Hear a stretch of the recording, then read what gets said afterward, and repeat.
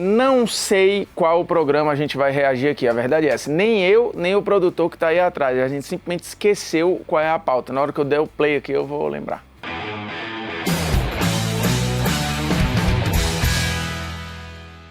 Olha que beleza, hein? Já temos aí um novo cenário para quem está acostumado a ver o Polêmicas React aos cenários antigos. Esse aqui foi o quê? Mudança para São Paulo. Isso deve ter sido 2019, provavelmente. 2019. Porque eu já estava aqui morando em São Paulo e isso era mais uma sala de reunião. Polêmicas Vazias nunca teve um lugar para chamar de seu, né? Fica essa crítica social aqui. Agora a gente tem aqui um estúdiozinho, mas que também gravam 500 coisas aqui. E aí a gente usava essa sala de reunião aí, cheia de birumbelos, e birumbelos que já foram devidamente surrupiados, né? Tipo o Ronaldinho Gaúcho ali. O que mais? Aquele quadro do Cruyff. A chuteira de ouro ali também sumiu. A luva ali de trás. Essa sala foi derrubada, na real não existe mais, né? Vamos ver qual é o programa, né? Que é melhor que a gente faz. Estamos com pressa, né, hoje? Olha, estamos com pressa. Roda essa vinheta logo aí. Roda a vinheta aí. Eu tô com pressa hoje também. Fala, moçada, beleza? Fala. Polêmicas Vazias na área com uma questão renovada. Olha que coisa, hein? Afinal de contas, a seleção está num processo aí de renovação, né? O Tite está colocando peças novas na seleção brasileira. E entre essas peças, qual é a mais preparada? Tem uma que já está pronta para ser usada pelo técnico da seleção? Então vamos lá. Tem um risco aqui de eu ter falado muita barbaridade, né? Mais uma convocação, caminhando para a Copa América 2019. E aí, mais uma vez, o Tite abre portas para gente nova na seleção brasileira. A grande abertura nesta última convocação foi para o Vinícius Júnior. Porém, o Vinícius Júnior se machucou e quem entrou no lugar dele? David Neres. Os dois convocados pela primeira vez. Lá atrás, o Vinícius Júnior, agora o David Neres. E David Neres e Vinícius Júnior se juntam aí a outros nomes que fazem parte de uma renovação que está em curso. Lembrando quando o David Neres, essa temporada aí, jogou uma barbaridade pelo Ajax, viu? Tô me defendendo aqui de antemão, que é porque se eu tiver falado qualquer coisa, tinha um contexto, hein? Saiu daqui jogando muito e olha, o Ajax dele foi até a semifinal da Champions, viu? Vale lembrar. Na seleção. A última convocação do Tite, por exemplo, para esses dois amistosos antes da Copa América, teve 23 nomes. Dos 23 nomes, 12 não estavam na Copa do Mundo, ou seja, mais da metade é novidade. E tem gente que é mais novidade ainda, que são jogadores novos e que estarão certamente no ciclo da próxima Copa do Mundo e quem sabe até da outra, porque por idade tem gente aí que dá para ficar 8, 10 anos na seleção. E aí a gente não está falando só de David. Ó, tinha joguinho de câmera aqui, né? Por que o Polêmicas no estúdio não tem duas câmeras, hein? Se a gente tem mais estrutura agora. Na época das vacas magras aí, a gente tinha jogo de câmera e tudo. Aí agora aqui na chiqueza não tem. Não, eu tô constatando, tô reclamando. De Neres e Vinícius Júnior. Pode colocar nessa conta aí, por exemplo, Richarlison, Arthur e Lucas Paquetá. Olha. São 5 peças, basicamente na mesma faixa etária e que serão muito importantes para o ciclo de seleção. E nesse meio aí, quem é que tá mais pronto? Tem um que já esteja formado? O Arthur decepcionou muito, né? Muita lesão também, não funcionou lá no Barcelona, e aí... Vamos ver. Eu não lembro desse programa, sinceramente. Como jogador para ser usado, titular absoluto da seleção? Bem, logo de cara, eu coloquei, mas já vou tirar, a gente já tira o Richarlison aí. O Richarlison, talvez, por ter menos grife, menos holofote e ter impressionado o Tite, se bobear, tem gente dessa galera que a gente falou que vai sair do ciclo, o Richarlison vai ficar. Só que o Richarlison tem menos grife. Acertei aqui, viu? Acertei aqui, falei, apesar dele ter menos grife, como encantou o Tite, não sei o que, é capaz de gente aí sair e ele continuar. E aí tu vê, dos que eu citei ali, Arthur, David Neres, essa galera saiu, o Richarlison com o Tite continuou e foi inclusive o atacante titular da Copa de 2022. 1-0 pra mim. O Richarlison ainda não sofre uma pressão enorme de holofotes no futebol europeu, porque ainda está em equipes periféricas, ao contrário de outros que a gente vai citar aqui. E o Richarlison hoje ele é um grande reserva e de luxo, porque ele disputa posição do lado com gente como o Neymar e na frente com jogadores como Gabriel Jesus e Firmino, que hoje ocupam a referência. Então, a tendência é que o Richarlison seja sempre um jogador de segundo tempo para o Tite. E por enquanto, ele, por mais que esteja bem formado, acho até que mais que alguns que a gente vai citar aí, nem o Richarlison, totalmente pronto, parece ter, nesse momento, know-how para ser titular da seleção brasileira ou para estar na primeira prateleira do futebol europeu. Então o Richarlison faz parte da renovação, mas ainda não é o grande nome dentro dessa renovação. Nem é o jogador mais pronto de todos eles. Então a gente vai logo e deixa o Richarlison fora. E outro que parece estar com muito holofote, mas ainda com muitos erros, é o Vinícius Júnior, que, repito, está machucado, ficou fora da convocação. Foi chamado depois desse convocado para a entrada do David Neres. Hoje, o Vinícius Júnior, de todos, é o que tem mais holofote, é o que ocupa mais as manchetes, é o que hoje está numa prateleira de muito destaque, porque chegou num Real Madrid que estava em crise e acabou, por N circunstâncias e por mérito próprio, ocupando a titularidade, inclusive sequencialmente, né, sendo titular importante na época do Solari. Isso é importante lembrar, o Vinícius Júnior chegou num caos danado lá e foi alçado à titularidade antes da hora, né, assim, não por culpa dele, tá, o contexto impulsionou ali o Vini e tava uma zona, o Real era comandado pelo Solari, pô. O problema é que ele se machucou e o Solari saiu. E agora voltou o Zidane. O Zidane voltou já recolocando no time titular algumas peças que ele tinha enorme confiança. Marcelo, Isco, Bale, por exemplo. Então a gente não sabe como o Vinícius Júnior voltará para o Real Madrid do Zidane. Independente disso... Pois é, isso aqui foi bom lembrar porque com o Zidane o Vini tava lascado, né? Porque ele travou a evolução do Vinícius. E aí o Vini só dá o salto, vira a chave com o Ancelotti, né? Ou seja, aqui a gente tá falando de 2 mudanças de treinador para frente. Então, mudou muito, assim. O jogador que mais deu o salto aqui foi o Vini. O Vinícius ainda é um jogador com vários problemas na tomada de decisão. E de todos esses aí da seleção, ele é o mais novo. A gente tá falando de gente com 21, com 22 anos. O Vinícius Júnior tem 18. Então é natural que ele seja, de todos esses caras, o que mais erra. Então é natural também que ele seja o menos pronto. E ele também é muito cobrado em 1 contra 1 toda hora, quebrar a defesa. Então, obviamente, ele vai estar em posição de risco de perder bola, de muitas vezes tomar uma decisão errada, porque, enfim, ele tá muito perto do gol. E aí você tem N possibilidades, ou de toque pro lado, ou de um toque ou de uma finalização. Então é um momento de tanta pressão que é natural que o jogador erre mais. Ainda mais um cara de 18 anos que foi cria do Flamengo e hoje está no Real Madrid. Então, por N motivos que são naturais, o Vinícius Júnior não é o jogador mais pronto nesse momento para ocupar a titularidade de seleção brasileira. Isso em 2019, antes da Copa América de 2019. E o Vini, ele foi de fato assim alçado, aí você pode questionar o Tite, discordar, não tem problema nenhum, mas ele de fato ele passa a ser convocado de novo e vira e chega na Copa do Mundo até titular, mas assim, a virada é de 21 para 22, né? Ele inclusive fica fora de uma convocação, se eu não me engano, em 21. E aí ele só vai porque o Firmino foi cortado. E aí o Tite chama o Vinícius Júnior, né, que já estava jogando muito, né, naquela temporada 21-22. Então, assim, aqui não estava de todo errado, né? E lembrando, o Vini passou por várias situações chatas no Real Madrid por conta daquele caos que era ali até a chegada do Ancelotti estabilizar tudo, né?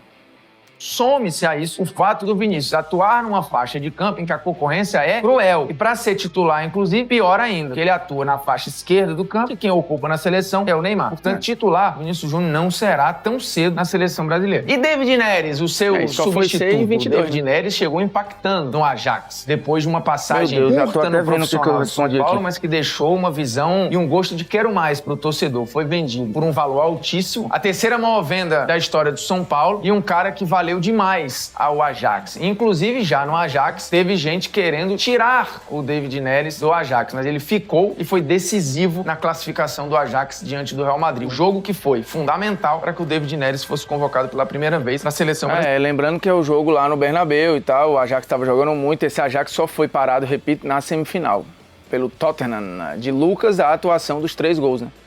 Brasileiro. Mas o David Neres está ali na mesma prateleira de problema do Vinícius Júnior. Acho até, e isso está em números, que o David Neres erra menos que o Vinícius Júnior. Até porque é mais velho. O David Neres toma decisões melhores que o Vinícius Júnior. Isso quer dizer que ele é melhor que o Vinícius Júnior? Talvez lá na frente não seja, mas nesse momento ele é um cara que associa melhor com os jogadores do Ajax, é um cara que entra por dentro com mais facilidade do que o Vinícius Júnior. Ele tem tomado decisões constantemente mais corretas que o Vinícius Júnior. E tem números bem interessantes no Ajax. Ajax, né? Ele já passou aí de 22 gols com a camisa do Ajax e já está entre os 10 brasileiros com mais gols no campeonato holandês. Mas, lembremos, não chegou como unanimidade no Ajax. Logo quando desembarcou no time, recebeu críticas do Ronald de Boer, jogador que ganhou muita coisa pelo Ajax, passou pela seleção da Holanda e deixou muito claro na época, olha, pelo que eu já vi, era melhor que o Ajax estivesse investindo na formação de jogadores que já estão aqui, não gastando dinheiro com um jogador que ainda é muito incerto. Então, até por características, o David Neres, com 21 anos, é natural que não esteja pronto. Jogadores de lado de campo que são obrigados a decidir toda hora muito próximo do gol, como eu falei do Vinícius Júnior, é natural que o amadurecimento demore, porque eles estão o tempo inteiro sendo testados, estimulados, desafiados contra defesas dos mais variados tipos. Então, assim, é normal. O Neymar, com 21 anos, também não estava pronto. O Neymar hoje é um jogador completamente diferente do que era aos 21. Bom, então, esses jogadores de lá, eles são naturalmente jogadores que o amadurecimento demora um pouco mais, até pela função que ocupam em campo. Sobram Lucas Paquetá e Arthur, jogadores que já atuam em outra faixa de campo, jogadores por onde a bola passa toda hora, jogadores que ajudam as suas equipes a controlar o jogo, jogadores que, com 22 anos e 21, são absolutamente maduros e parecem os mais prontos de todos esses dessa geração que está desembarcando na seleção brasileira neste momento, e o Tite, aos poucos, vai abrindo as portas. Inclusive, a impressão que se dá... Aqui eu errei 50%, né?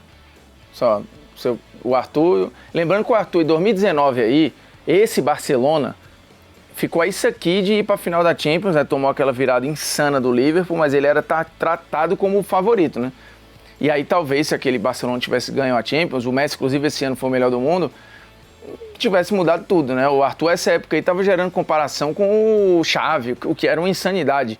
Mas o primeiro impacto dele no Barcelona ali, e aí depois muita lesão, a coisa não andou, o Barcelona perdeu aquela Champions, a coisa degringolou completo, ele fez escolhas ruins, e aí não funcionou, voltou a jogar bem agora, é verdade. O Tite sempre gostou muito do Arthur, ele tinha características muito especiais, assim, o Douglas aqui trabalhou com a gente, que jogou no Grêmio, jogou no Corinthians, falava, bicho, no treino era impossível tomar a bola do Arthur, impossível.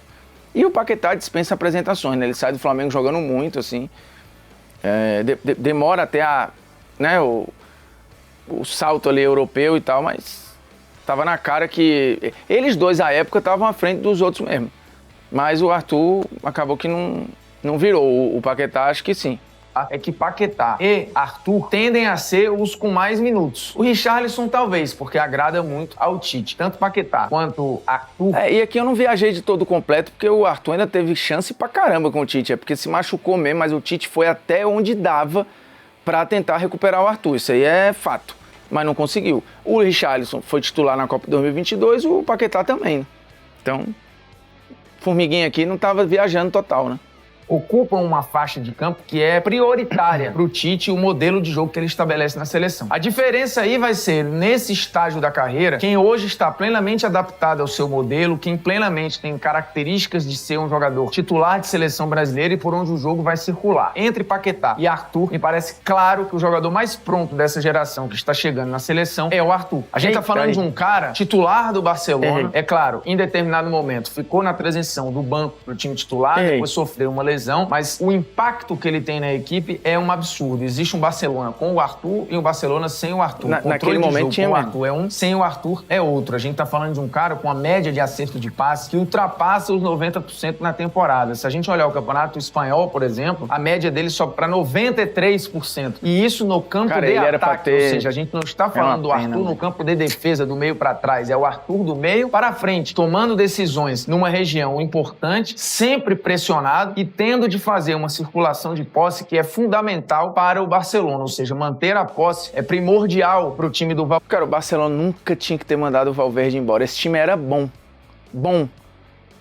Valverde. E o Arthur faz isso como poucos, a ponto de já ter sido comparado pelo Messi ao Xavi. O estilo, isso não o jogador especificamente. Messi, e o próprio Xavi já disse, eu me reconheço no Arthur quando eu o vejo jogando na televisão. Então isso aí não é pra qualquer um, ainda mais aos 22 anos. Enquanto isso, o Paquetá tem sido titular absoluto no Milan, né? Até aqui foi titular em 100% dos jogos no Campeonato Italiano, na Copa da Itália. Só que em alguns jogos muito importantes na temporada, o Paquetá apagou, como por exemplo exemplo, no clássico contra a Inter de Milão ou na semifinal da Copa Itália, no jogo contra a Lazio. Foram jogos importantes em que o Paquetá não conseguiu brilhar, não conseguiu impactar. Mas, por enquanto, ele tem sido titular e, sim, ele mudou a maneira como o Milan joga. Mas lembremos, o patamar do Milan hoje está aqui, o do Barcelona está aqui. Então, natural que o salto no Milan, qualquer que seja, ele impressione, porque se cobra que o Milan volte logo a ser o Milan que nós nos acostumamos a ver. O Paquetá está ajudando neste processo, só que das novidades, a que está mais impactando no Milan é o Piatek, não é o Paquetá. Dos reforços do Barcelona, o que mais impactou na equipe, sem dúvida nenhuma, é o Arthur. E a gente está falando de um cara que foi o melhor jogador da final da Libertadores 2017, fundamental para um Grêmio campeão da Libertadores, e que sem ele o time sentiu demais a saída do Arthur. E a chegada dele na seleção também tem um impacto, porque antes da Copa do Mundo o Tite buscava demais um ritmista, o cara do passe certo, da decisão correta, que normalmente abre campo. Este cara é o Arthur, dito pelo Tite. Portanto, se a gente projetar a seleção brasileira do Tite daqui pra frente, a tendência é que tenha o Arthur como titular. Tanto que ele já tem 6 jogos pela seleção, 4 jogos como titular. E aí eu tô contando o que aconteceu antes desta última convocação, não contando com esta convocação. O Paquetá, por exemplo, tem só 2 jogos pela seleção, os 2 como reserva. David Neres e Vinícius Júnior não tem jogo. Depois o Paquetá virou um dos 10 jogadores que mais jogaram com o Tite, pra você ver a loucura, né?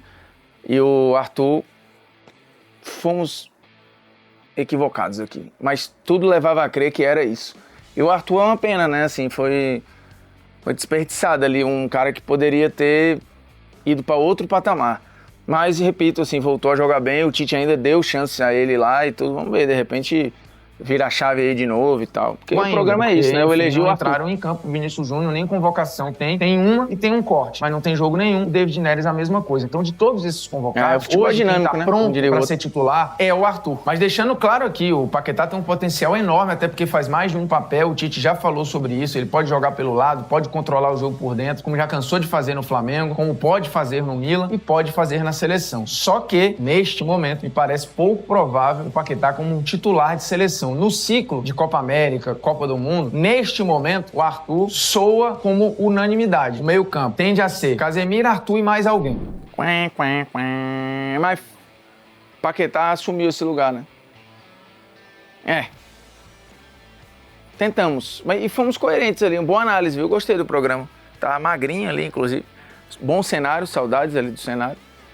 Mas errei, fui moleque. Acontece, né? Acertei várias coisas ali e errei outras, mas é isso. Que o Arthur volte a jogar muito como jogou aí em 2019. E aquela Champions é muito dolorida, né? Porque aquele time tava com carinha de campeão, né? E aí tomou aquele 4-0 em Anfield e, meu irmão, sabe nem o que aconteceu. Um abraço, hein?